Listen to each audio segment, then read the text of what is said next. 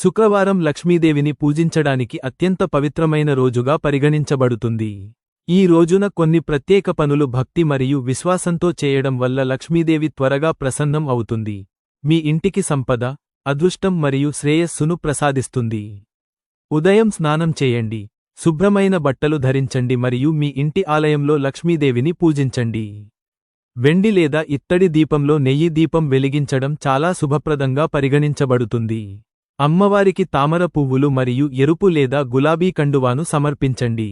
ఓం శ్రీం మహాలక్ష్మ్యై నమః అనే మంత్రాన్ని 108 సార్లు జపించడం వల్ల మీ ఇంట్లోకి సంపద శక్తి ఆకర్షిస్తుంది. శుక్రవారం తెల్లని లేదా గులాబీ రంగు దుస్తులు ధరించి, పేదవారికి ఆహారం లేదా దుస్తులు దానం చేయండి. ఈ చర్య లక్ష్మీదేవికి చాలా ప్రియమైనది.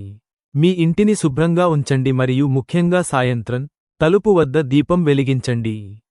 అలా చేయడం వల్ల లక్ష్మీదేవి మీ ఇంట్లోకి వస్తుందని మరియు శాశ్వత ఆనందం మరియు శ్రేయస్సును ప్రసాదిస్తుందని నమ్ముతారు.